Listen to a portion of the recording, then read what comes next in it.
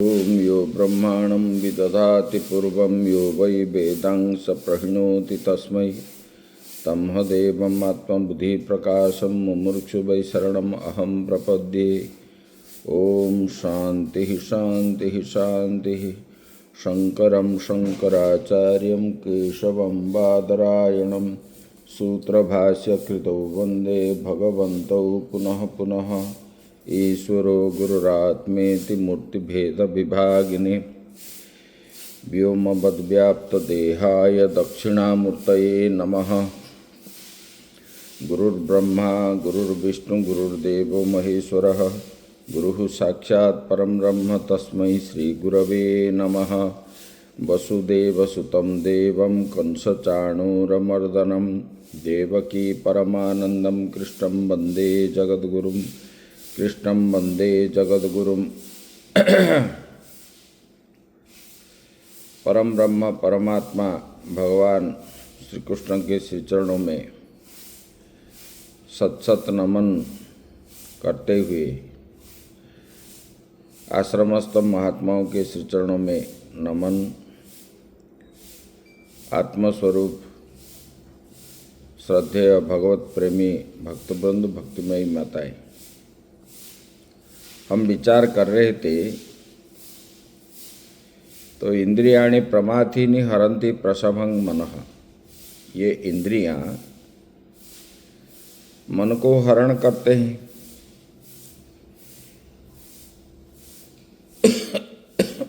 लेकिन विषयों में दोष दर्शन रूप प्रयत्न करने वाले ज्ञानी पुरुष को ये प्रमथनशील इंद्रियां, ये इंद्रियां क्षुब्ध और व्याकुल कर देती है। इसलिए ये मन को हरण करते हैं। हम अगर इंद्रियों को अपने बस में जब तक नहीं करते तब मन हमारा स्थिर नहीं रहेगा। आगे अभी बता रहे हैं, बोले कि इंद्रियों को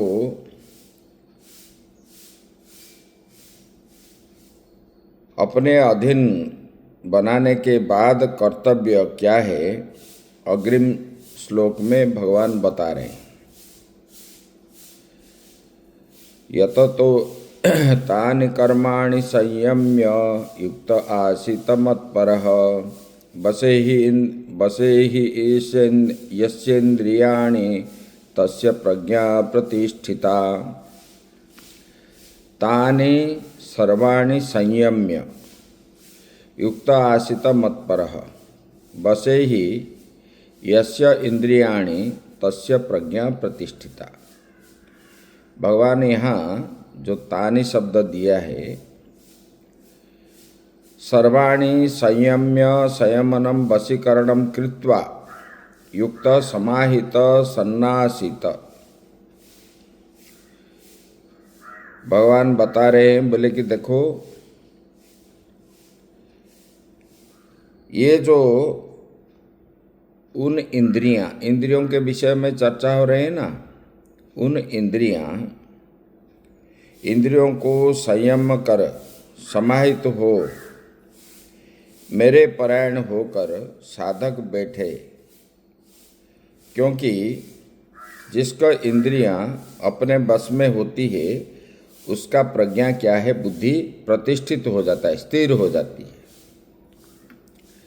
देखो यहाँ पर भगवान ने जो बोले कि इंद्रियाणि प्रमाथीनि हरन्ति प्रसभं मनः। जमुना किनारे सौभरी ऋषि थे, उन्होंने भजन ध्यान में लगे थे। एक दिन उन्होंने देखे इंद्रियां कैसे मन को हरण करते हैं, उसके बारे में बता रहे हैं। एक दिन उन्होंने देखे एक बड़ा वाला मछली अपने बच्चों के साथ, छोटे छोटे मछलियों के साथ वो घूम रही है, जल में तैरती है, आनंद ले रही है।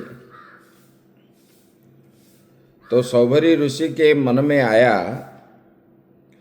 देखो ये मछली जो है अपने संतानों के पास रह करके कितना आनंद में घूम रही है, मैं भी ऐसे करूं। तो स्थित हुआ पुरुष जिनका बुद्धि स्थिर हुआ है, होने पर भी ये इंद्रियां इस प्रकार मन को हरण कर लेते हैं देखने पर। फिर सौभर ऋषि ने मांधाता के पास गए और बोले, हम शादी करना है, हमको कन्या दो। तो बोले कि देखे ये बूढ़ा है, इनको तो कोई कन्या पसंद नहीं आएगी। उन्होंने बोले कि रानी महल में चले जाओ और वहाँ जो आपको वर्ण करेंगे मैं आपको दे दूंगा। तो जो सबके सब कन्या उनका जो है ऋषि को वर्ण करने लगे और ऋषि शादी विवाह करके, देखो भजन ध्यान करने वाला ऋषि जिनका मन स्थिर था, वो कन्याओं के ये स्त्री संग में आ गए। बहुत दिन व्यतीत हो गया। जब उनको पिछले कर्मों का याद आया तब पछताने लगे। फिर सब त्याग करके एकाग्र चित्त होकर के बैठे। ऐसे इंद्रियां, कोई नहीं बोल सकता है कि मैं अपने इंद्रियों को जीत लिया, क्योंकि इंद्रियां इतना प्रबल होते हैं, प्रमथनशील है, वो मन को कभी ना कभी हरण कर देती है। अभी ये इंद्रियों को दमन करने के बाद कर्तव्य क्या है अभी बता रहे। बोले कि तानि सर्वाणि संयम्य, सब प्रकार से इंद्रियों को संयम्य करके वशीकरणम कृत्वा युक्त समाहितः सन्न आसीत। भगवान बता रहे हैं, बोले कि इंद्रियों को संयम कर समाहित हो मेरे परायण होकर साधक के बैठे। क्यों? क्योंकि जिसका इंद्रियां अपने बस में होती है उसकी प्रज्ञा क्या होता है? प्रतिष्ठित हो जाता है। बसे ही यस्य इंद्रियाणि तस्य प्रज्ञा प्रतिष्ठिता। जो मन को मेरे आश्रित हो करके, मत परायण हो करके, जो स्थिर करके मुझ में ही जिनका मन प्रतिष्ठित हो गया है,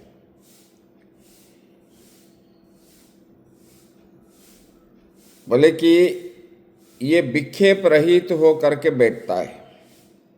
बैठने के लिए कहा है। कोई बैठेगा, इधर मन में आएगा, अरे मेरा कितना घाटा हो गया, मैं घर द्वार छोड़ के आ गया, मेरा इतना नुकसान हो गया।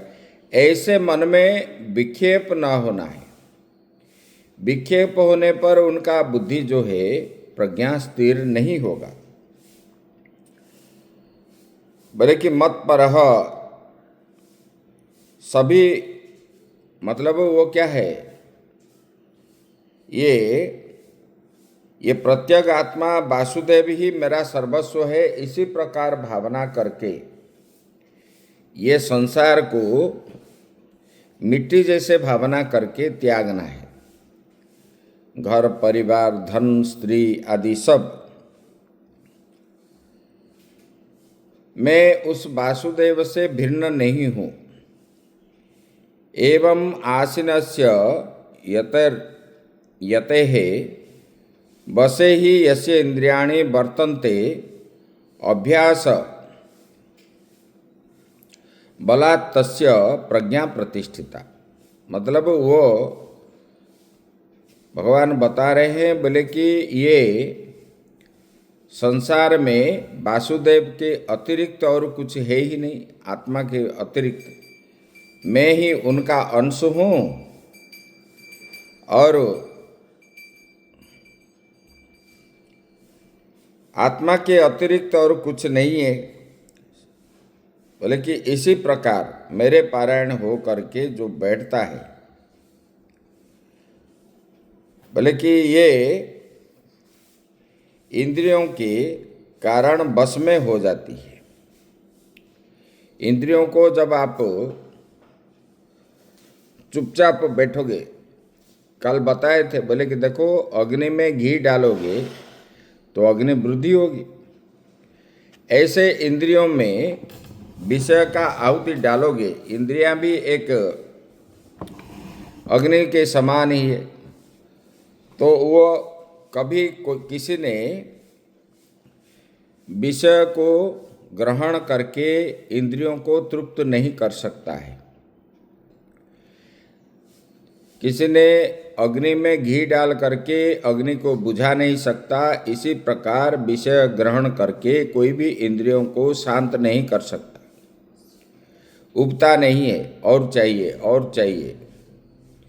एक इच्छा पूर्ति होने पर और दूसरी इच्छा चाहिए, दूसरी इच्छा पूर्ति होने पर तीसरी इच्छा आ जाती है। बोले कि जो ज्ञानी है वो जानता है कि ये परम ब्रह्म परमात्मा ही सब कुछ है, मैं उनका अंश हूँ, मैं ब्रह्म ही हूँ, ब्रह्म से अतिरिक्त तो कुछ भी नहीं हूँ। इसी प्रकार भावना से वो क्या करता है, बैठता है तो उनका बुद्धि जो है प्रतिष्ठित हो जाती है, मतलब स्थिर हो जाती है। जब मन में ये भावना जब तक नहीं आएगी तब तक मन स्थिर नहीं होगा। अभी आगे बताने रहे, अथ इदानीम परा भविष्यत सर्व अनर्थ मूलम इदम उच्यते। अभी यहाँ पर भगवान अनर्थ का मूल क्यों है, क्या है, वो बताने जा रहे हैं। बोले कि ये प्रपंच में जीव तो ब्रह्म है, लेकिन वो ब्रह्म होने पर भी,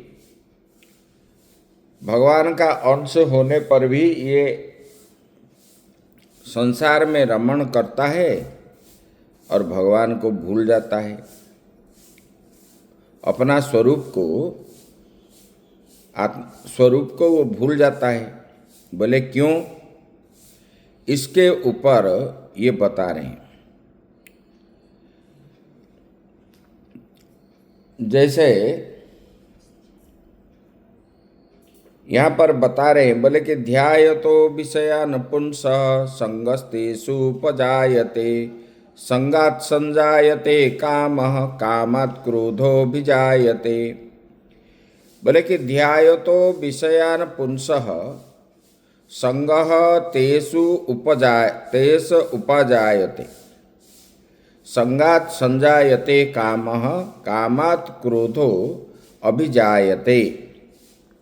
भगवान यहाँ बता रहे हैं ध्यायत इति। ध्यायत मतलब जो चिंतन करता है। चिंतयतो, किसको चिंतन करता है, विषय को जो चिंतन करता है, जो पुरुष पुंस,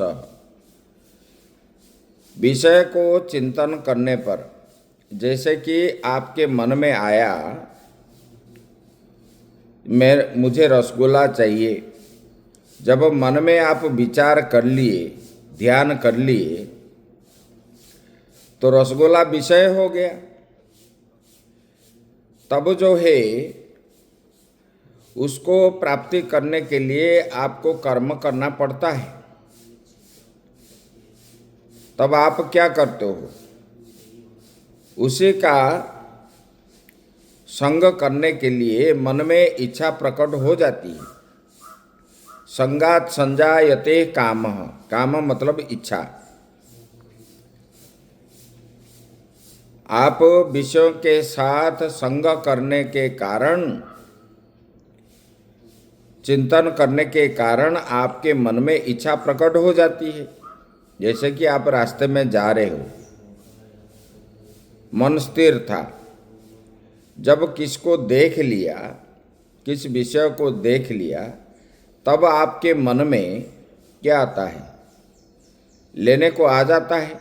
तब आप क्या है, उसी चीज को प्राप्ति करने के लिए आप उसी के पास जाते हो, वही बता रहे हैं। ध्यायतो विषयान पुंसः संगस्तेषु उपजायते।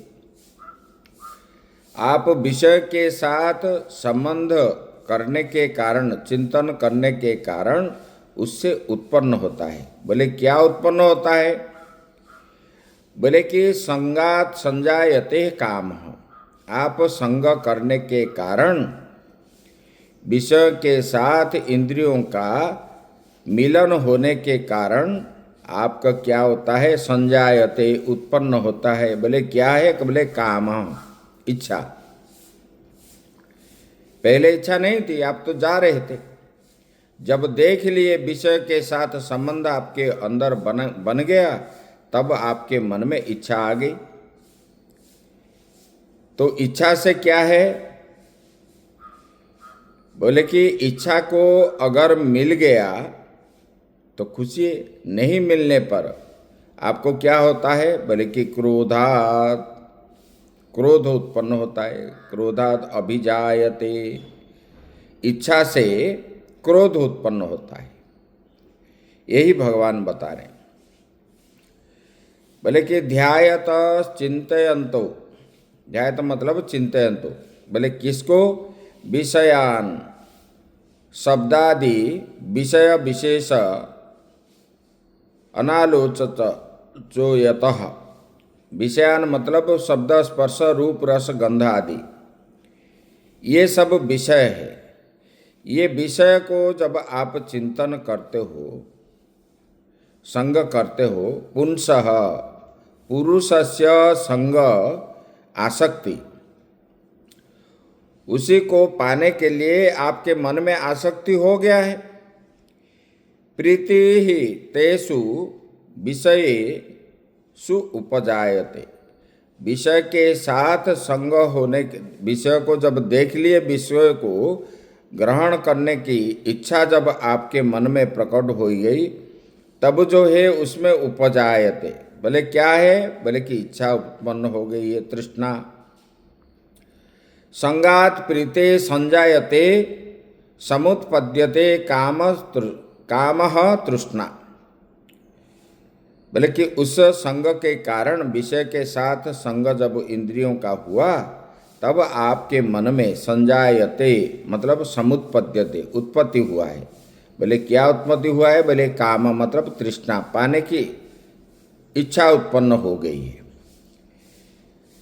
कामात् कुतश्चित् प्रतिहातात् क्रोधो अभिजायते। अगर इच्छा हो गई, किसी कारणवश अगर आपको प्राप्ति नहीं हुआ, उससे क्या होता है? क्रोध उत्पन्न होता है। बोले कि ये वो इच्छा में अगर कोई बाधा आ गई, तो उससे आपको क्या होता है? क्रोध का होना अनिवार्य है, क्रोध उत्पन्न होता है। बोले कि इसीलिए साधक क्या करना चाहिए? बोले कि साधक को सर्वत्र सच्चिदानंद घन ब्रह्म आत्मा का ही चिंतन करना चाहिए।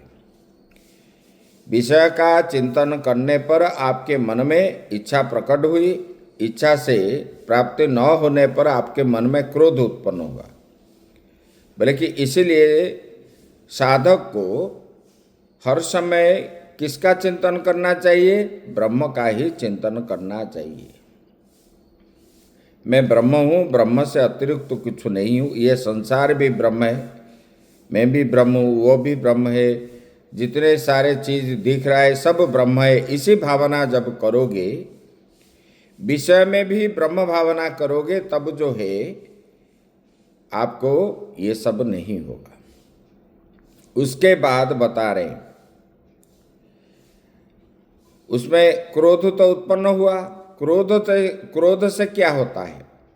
क्रोधात् भवति सम्मोहो सम्मोहात् स्मृति विभ्रमः स्मृति भ्रंशात् बुद्धिनाशो बुद्धिनाशात् प्रणश्यति क्रोधात् भवति सम्मोहो। जब आप क्रोध हो जाता है, विषय को प्राप्त न होने पर मन में क्रोध होता है, क्रोध से इतना हो जाता है तो सम्मोह, सम्मोह मतलब अज्ञानता, मूर्खता, यही सम्मोह मतलब अविवेक, कार्य कार्य विषय, कार्य क्या है अकार्य क्या है। वास्तव में जो क्रोध होता है उसी समय आप इतना क्रोधित लोग होते हैं, उस कोई भी, खुद अपने भी, मतलब उसी समय उनको क्या इसमें क्रोध करना चाहिए कि नहीं करना चाहिए, ये धर्म है कि अधर्म है, इसमें हानि होगा या लाभ होगा, ये भी उनको मालूम नहीं है। भगवान यही बता रहे, बोले कि सम्मोह हेतुत्व को दृढ़ करते करते हैं कि क्रोध से कार्य अकार्य विषय का अविवेक रूप सम्मोह उत्पन्न होता है। सम्मोह मतलब अविवेक, अज्ञान, ये अज्ञानता, मूर्खता, ये सब उत्पन्न होता है किससे? क्रोध से। सम्मोहात् स्मृति विभ्रमः, बोले कि सम्मोह होने पर मतलब अज्ञानता होने पर उससे क्रोधो ही सम्मूढ़ सन गुरुम अप्य आक्रोशित सम्मोहात् स्मृति विभ्रमः, बोले कि स्मृति का नाश से बुद्धि का नाश होता है, सम्मोह से स्मृति नष्ट हो जाती है, आपको याद कुछ नहीं रहता, उस समय नहीं जानते कि ये धर्म है या अधर्म है, ये करना चाहिए या नहीं करना चाहिए, ये गुरु है कि कुछ और कुछ है, ये भी विचार नहीं होता है, ये पूजनीय है कि अपूजनीय है। तो उसी समय उनका बुद्धि नाश हो जाता है, और बोले कि बुद्धि नाश से वो पुरुष क्या होता है? नष्ट हो जाता है, सर्वथा नष्ट हो जाता है। क्रोध आने पर मनुष्य कर्तव्य क्या है अकर्तव्य क्या है वो सब खो बैठता है। ऐसा समूढ़ पुरुष गुरु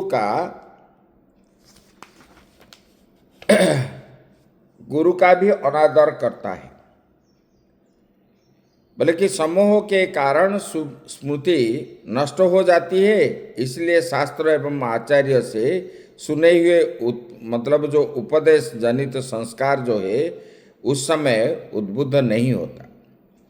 देखो, अजामिल थे, ये अजामिल ब्राह्मण थे, नित्य संध्या बंदन आदि करते थे। जब उन्होंने समिधा लाने के लिए जंगल में गए और जंगल में एक भील और भीलिन को